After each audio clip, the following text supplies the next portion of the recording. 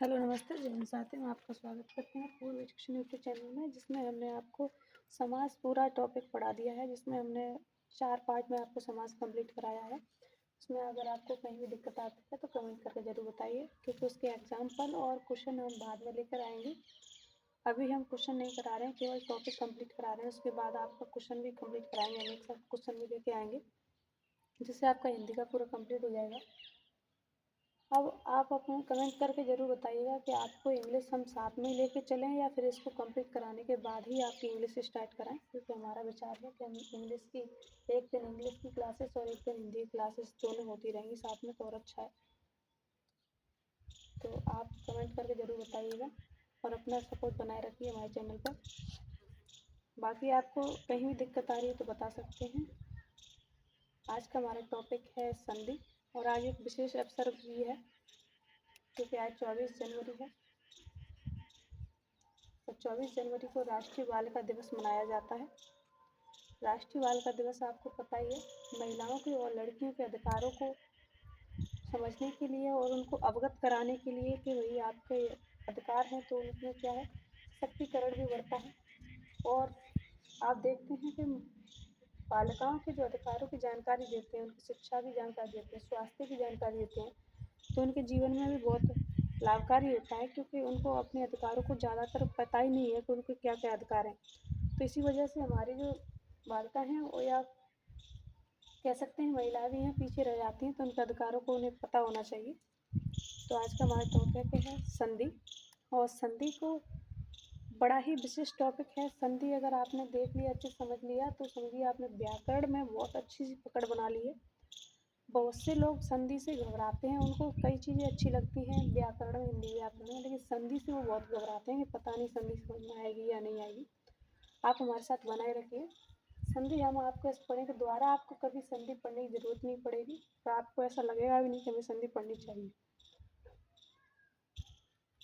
देखिए, संधि का सही मतलब अगर हम समझें, तो संधि जो आपका शब्द है वो क्या है, तत्सम शब्द है। कैसा शब्द है, तत्सम। जैसा कि मैंने आपको बताया कि अगर कोई शब्द है और हिंदी में जैसा संस्कृत भाषा में था, बदलाव के बाद हिंदी में बिल्कुल वैसा ही आया, तो उसको हम कहते हैं तत्सम शब्द। जैसा आपका संस्कृत भाषा का शब्द उठाकर हम अगर हमने हिंदी में इस्तेमाल कर लिया, तो जैसा है वैसा ही बिना रूप में बदलाव के अगर वो आता है, तो उसको हम कहते हैं तत्सम शब्द। अगर वही शब्द मान लीजिए आपका, मान लीजिए संस्कृत का जो भी शब्द है, तद्भव शब्द क्या होता है कि जैसा शब्द उस संस्कृत में था, उसमें थोड़ा बदलाव करके अगर हमने हिंदी में उसका उपयोग कर लिया, तो हम कह देते हैं भाई ये तद्भव शब्द है, यानी इसमें बदलाव आया है, तो कह देते हैं तद्भव। उद्भव यानी किसी चीज़ का नया बनना ही उसका मतलब क्या होता है, तद्भव। और जैसा कि जैसा शब्द आया तो यानी तत्सम। तो इस तरीके के आप जो अगर कोई पूछता है कि संधि कौन सा शब्द है, तो आपको पता होना चाहिए संधि तत्सम शब्द है। वही आपका जो सेंध है वो तद्भव शब्द है।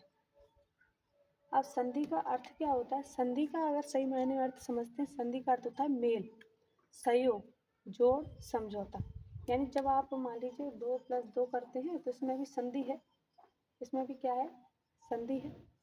वहीं आप देखते हैं, आप कहीं पे गए मान लीजिए, और आपको आपके रिश्तेदार मिल गए, तो वो अगर आप मेल हो गया, तो वो क्या है, आपका संधि है। आपने देखा होगा आपके पैर के जो घुटने हैं, घुटने मुड़ जाते हैं आसानी से। हाथ देखते हैं, कलाई पे इस तरीके से मुड़ जाता है, कोहनी पे से देखते हैं मुड़ जाता है। वो किसके कारण, क्योंकि वहाँ पे संधि बनी है, एक जोड़ बना हुआ है। वहीं पे आप देखते हैं, अगर किसी में झगड़ा हो जाता है, मान लीजिए किसी 2 व्यक्ति हैं, उनमें कहीं झगड़ा हो गया है, तो वो कह रहे हैं भाई ऐसा कर लो, मामले को ही निपटा लो, समझौता कर लो। तो एक दूसरे से बात करके जब वो एक दूसरे के बातों को समझते हैं, तो वो कहते हैं भाई समझौता हो गया है, अब कोई ज़रूरत नहीं है। तो ये भी क्या है, एक संधि है। मकान जब बनता है, तो मकान की जो ईंटें होती हैं, और ईंटें जब एक दूसरे से जुड़ती हैं, जब आपने देखा उसमें मसाला भरा जाता है, तो ये भी क्या है, एक संधि है।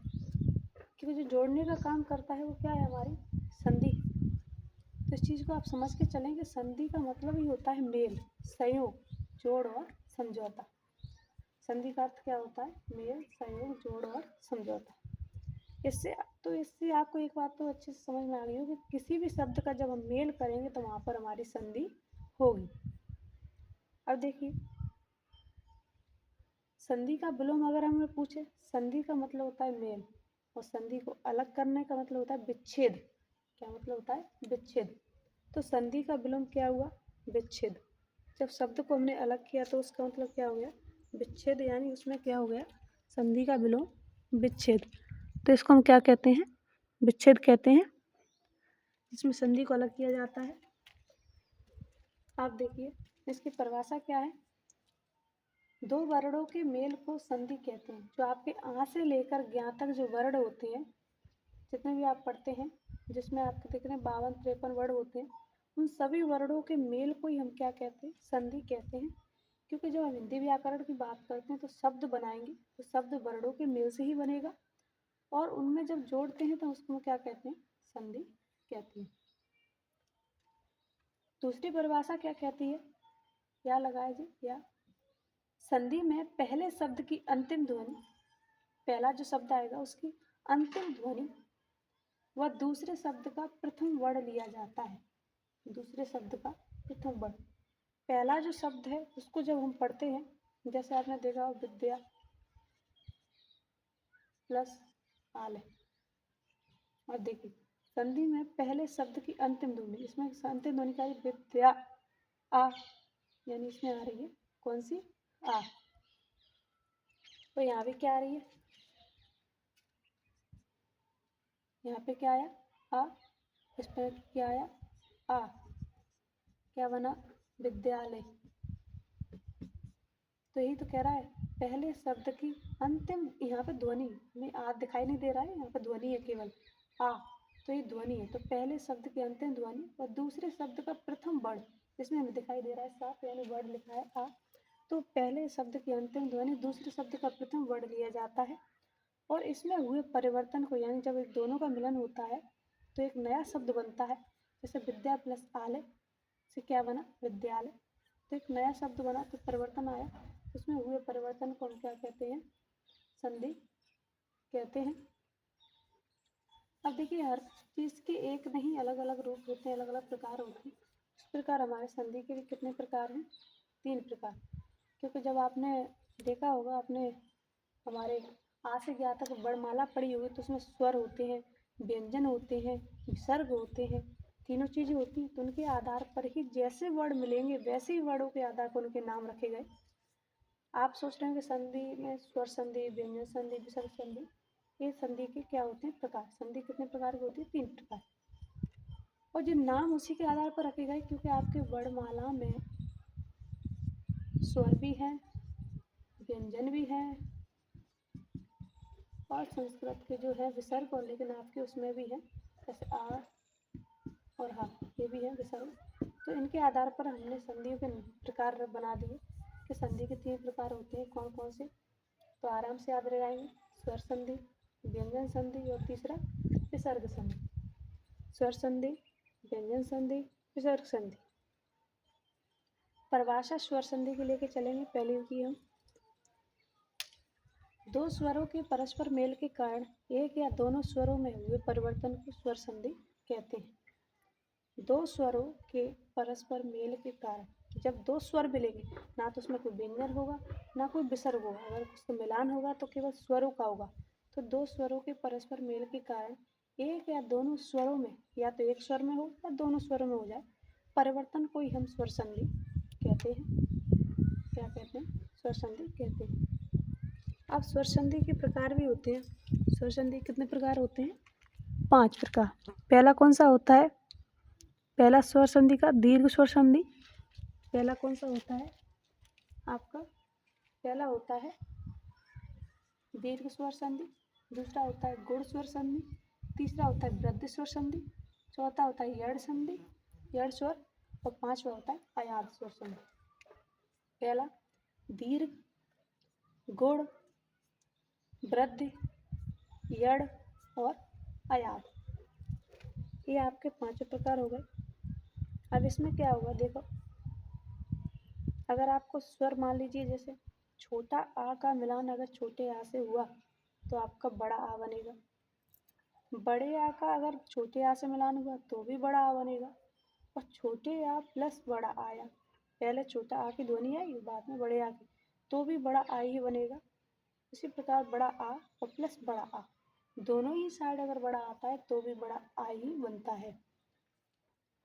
गुड्स इनके टाइप नहीं है, ये केवल स्वरों को बता रहे हैं कि स्वरों के मेल से कौन सा अक्षर बनता है। इनके टाइप हम एक एक से समझेंगे।